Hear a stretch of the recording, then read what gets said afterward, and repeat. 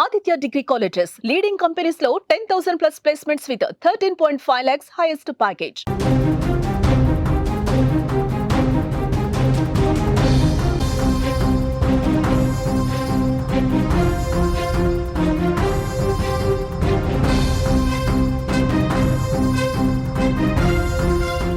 మరో breaking news చూస్తున్నాం. Vaishnavi murder కేసుపై లోకేష్ తల్లి స్పందించింది. నా కొడుకు వైష్ణవిని ప్రేమించింది నిజమే. అదే విషయంపై లోకేష్ ను చాలాసార్లు మేము మందలించామని కూడా లోకేష్ తల్లి దస్తదీరమ్మ చెప్తోంది.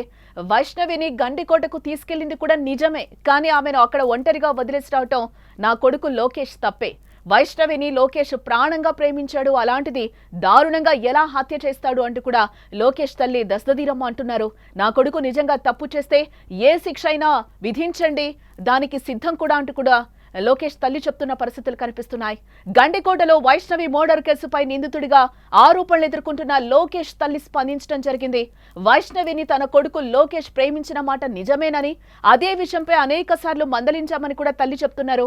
వైష్ణవిని లోకేష్ ప్రాణం కన్నా ఎక్కువగా ప్రేమించాడని, అలాంటి వ్యక్తి ప్రేమించిన అమ్మాయిని ఎలా చంపుతాడని కూడా లోకేష్ తల్లి ప్రశ్నిస్తున్నారు. వైష్ణవిని గండికోటకు తీసుకెళ్లింది నిజమే, కానీ ఆమెను అక్కడ ఒంటరిగా వదిలేసి రావడం లోకేష్ తప్పేనంటూ కూడా తల్లి కూడా ఆవేదన వ్యక్తం చేస్తోంది. ఒకవేళ ఆరోపణలు వస్తున్నట్లు లోకేష్ ఇంతటి దారుణానికి పాల్పడితే ఎలాంటి శిక్ష వేసినా తనకు అంగీకారమే అంటూ కూడా లోకేష్ తల్లి దస్తదీరమ్మ చెప్తున్నారు. అసలు ఏమన్నారో ఆ మాటలను ఒకసారి వినే ప్రయత్నం చేద్దాం. వాళ్ళు కొట్టుకుంటూ వచ్చినారు, మాకు చెప్పలేదు. మీ పిల్లోడు ఇట్లా పటాకులు పెట్టినారని చెప్పినారు, కానీ మీ పిల్లోడు మా పిల్లని ప్రేమిస్తారని చెప్పలే. ఆ బుట్లో మళ్ళా పక్కన వాళ్ళు చెప్పినారు, ఆ పిల్లని ప్రేమిస్తారంటే వాడు ఇష్టంగా వాళ్ళ ఇంటికాడ పటాకులు పెట్టినాడు అని చెప్పినారు. మనకి తర్వాత మీరేం చేసినారు? మా పిల్లోని మేము కొట్టుకున్నాం. అట్లా నైనా పెట్టొద్దు, అట్లా ఇదానా పోయి వాళ్ళ ఇళ్ళకాడ పటాకులు పెట్టొద్దు మనము అని మేము అడిచి మా పిల్లోని మేము కొట్టినాం. వాళ్ళు కొట్టినది మా పిల్లోడు మాకు వచ్చి చెప్పలే. కొట్టినారు మా పిల్లోని దావన పట్టుకొని ఏంటి పటాకులు పెట్టినారని. నిన్న గండికోటకు పోతున్నారని నిన్న వచ్చింది సార్. మాకు గండికోటకు పోయేది నాకు తెలియదు. మా పిల్లలకు బాగాలేక మేము హాస్పిటల్లో ఉన్నాము. హాస్పిటల్లో ఉన్నాక సాయంత్రంగా నాకు తెలిసింది మా పిల్లోడు ఇట్లా పని లేడని. అంతవరకు నాకు తెలియదు.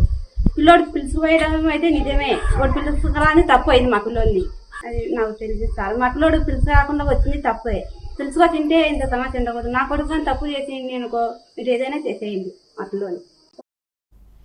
ఎస్, లోకేష్ తల్లి దస్తదీరమ్మ మాటలు అయితే వింటున్నాం మనం. మాకు నిన్ననే తెలిసింది వైష్ణవిని ప్రేమించడం నిజమే, వాళ్ళు గండికోటకు వెళ్ళడం కూడా నిజమే. మాకు నిన్నే తెలిసింది, మా అమ్మాయికి బాగాలేకపోతే మేము హాస్పిటల్కి వెళ్ళడం జరిగింది. తీసుకెళ్లడం నిజమే, కానీ అక్కడ వదిలేసి రావడం తప్పు. నిజంగా నా కొడుకు ఏదైనా తప్పు చేస్తే కనుక నిజంగా శిక్షించండి, దానికి మేమంతా కూడా రెడీగా ఉన్నామని కూడా చెప్తున్నారు. లేని పక్షంలో తన కొడుకుని వదిలేయాలి అంటూ కూడా ఆమె వేడుకుంటున్న పరిస్థితులే కనిపిస్తున్నాయి.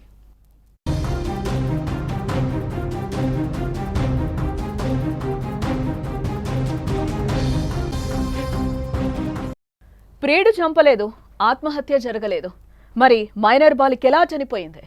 పరువు హత్య ఏమైనా జరుగుంటుందా? అసలేం జరిగింది? కడప జిల్లాలో ఇంటర్ విద్యార్థి వైష్ణవి హత్య ఇప్పుడు మిస్టరీగా మారింది. బాలికను ప్రియుడు లోకేష్ హత్య చేశాడని మృతురాలి కుటుంబ సభ్యులు ఓ పక్క నుంచి ఆరోపిస్తూ ఉండగా, అసలు మైనర్ బాలిక హత్య కేసులో ప్రియుడు లోకేష్ ప్రమేయం లేదని పోలీసులు పేర్కొనడం ఇప్పుడు సంచలనంగా మారిందని చెప్పుకోవచ్చు.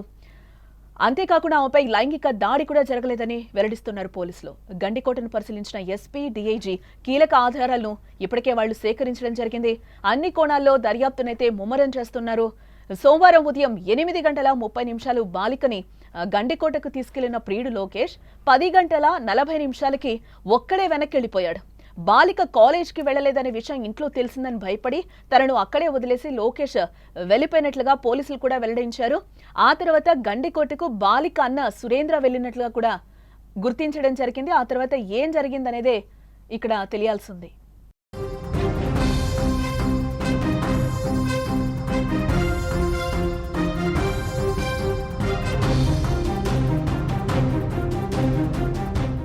బుధవారం స్పాట్ కి ఎస్పీతో పాటు వెళ్లిన డీఐజీ ప్రవీణ్ పలు కీలక ఆధారాలను సేకరించి దర్యాప్తు అయితే ముమ్మరం చేశామని కూడా అంటున్నారు. అయితే బాలికపై ఎలాంటి లైంగిక దాడి జరగలేదని కూడా అంటున్నారు. బాలిక శరీరంపై దుస్తులు లేకుండా పడి ఉండడం వల్ల అఘాయిత్యం జరిగిందని అందరూ భావించారని, అయితే అలాంటిది ఏం జరగలేదని కూడా పోలీసులు అంటున్నారు. నిందితుల వివరాలు త్వరలోనే వెల్లడిస్తామని కూడా డీఐజీ ప్రవీణ్ చెప్తున్నారు. హత్య ఎలా జరిగిందన్న విషయాన్ని వీలైనంత త్వరగా ఛేదిస్తామని స్పెషల్ టీంతో పాటు డాగ్ స్క్వాడ్ను కూడా రంగంలోకి దింపినట్లుగా పోలీసులు చెప్తున్నారు. అంతేకాదు వైష్ణవి హత్య కేసులో కుటుంబ సభ్యులను సైతం విచారించనున్నట్లుగా పోలీసులు చెప్తున్నారు. ఎన్నో ట్విస్టులతో హత్య లేదా పరువు హత్య ఇంకా ఏమైనా మిస్టరీగానే గండికోట బాలిక హత్య కేసు అయితే ఇంకా కొనసాగుతోంది. బాలికను చంపింది ఎవరనే దానిపై దర్యాప్తు కొనసాగుతున్నట్లుగా పోలీసులు కూడా చెప్తున్నారు. ఈ ఘటనకు సంబంధించి గండికోటలో సీసీ ఫుటేజ్ను కూడా పోలీసులు పరిశీలిస్తున్నట్లుగా మనకైతే సమాచారం అందుతోంది.